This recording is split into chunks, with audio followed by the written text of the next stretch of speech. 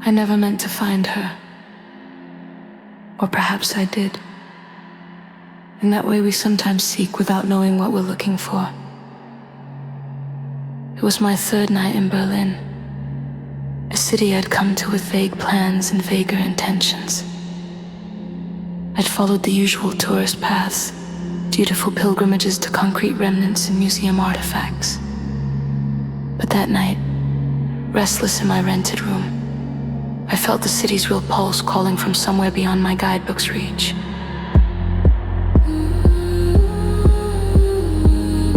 I followed a group of locals who seemed to move with purpose through the midnight streets. They turned down an alley I would have missed entirely, then disappeared through a weathered metal door. I hesitated, but something in me had already decided. The door was heavier than it looked. Inside, darkness and bass.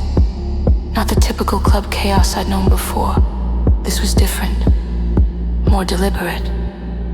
The space wasn't packed but felt full, like air before a storm. Bodies moved with a strange synchronicity, not performing for each other but engaged in some private communion with the sound. I remember thinking, I'll stay for one drink, as if I still had any choice in the matter. It was near 3 a.m. when the music shifted, not abruptly, but like a tide change in direction. The DJ who'd been playing stepped aside. She took his place, Subliss. I didn't know her name then, didn't know anything except that something in the room had fundamentally changed. She wore headphones that gleamed gold in the low light, her fingers moving over equipment with the precision of a surgeon, the reverence of a priestess.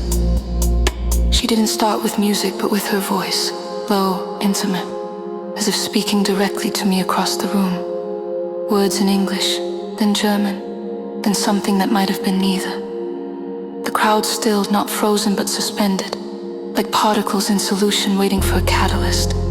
When the bass returned, it came from somewhere deeper than before, not just through the speakers but up through the floor, the vibrations finding resonance in places within me I hadn't known existed. I found myself moving closer, not pushing through the crowd. They seemed to part, or I seemed to find the spaces between them, as if the room itself were conspiring to bring me nearer to her. Up close, I could see the concentration in her face, not the performative intensity of DJs I'd seen before, who played to the crowd's reaction. She seemed almost unaware of us, tuned to some frequency beyond the visible spectrum.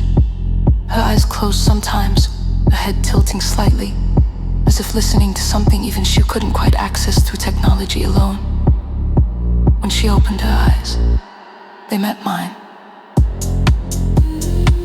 Just coincidence, I told myself, a random connection in a dark room, but her gaze held, and something passed between us that I still can't articulate. Recognition, perhaps, though we'd never met, or permission, though for what, I didn't yet understand. Her set continued for hours, though time had become elastic and reliable. She spoke again between sentences of sound, her voice weaving through the music like another instrument. Words about surrender, about thresholds, about the wisdom that lives in the body when the mind steps aside. I realized I was crying, not from sadness, but from some overwhelming recognition, as if parts of me that had been sleeping were suddenly painfully awake. Near the end, she looked at me again. This time, I'm certain it was deliberate. A slight nod, almost imperceptible, an acknowledgement of something shared.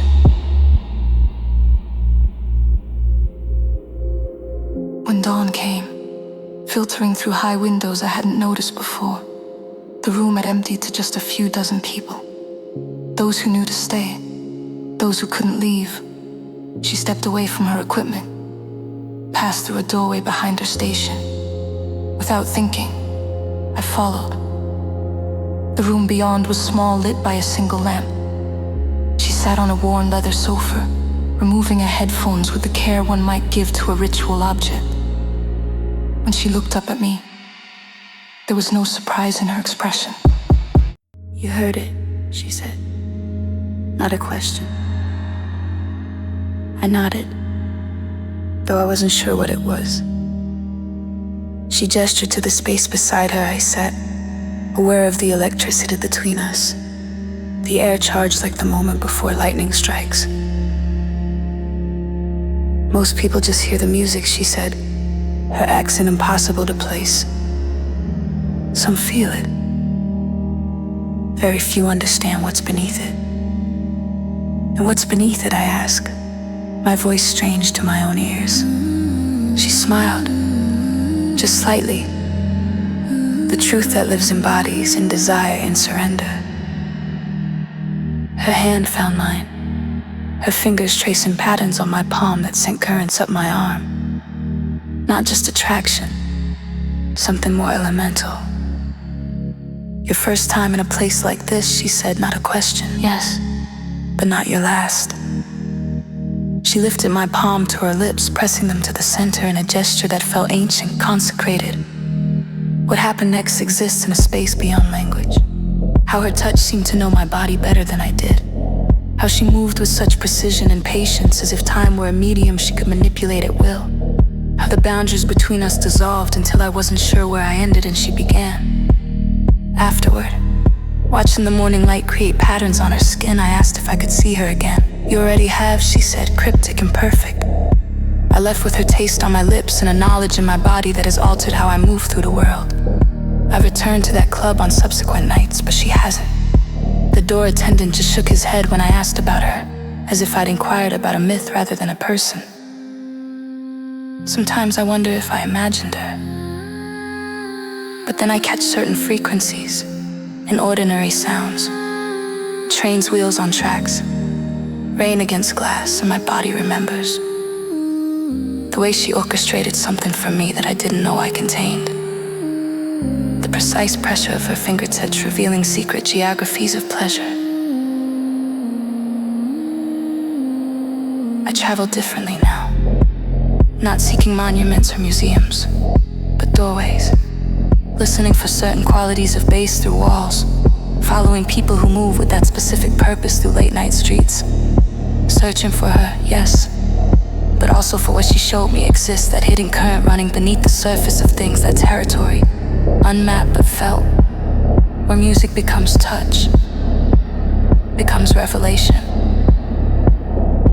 Her name was Subliss,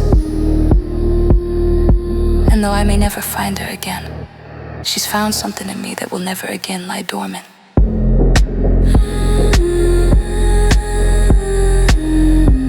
Surrender to the pleasure. Surrender to the pleasure. Surrender to the pleasure. Surrender to the pleasure. Surrender to the pleasure. Surrender to the pleasure. Surrender to the pleasure.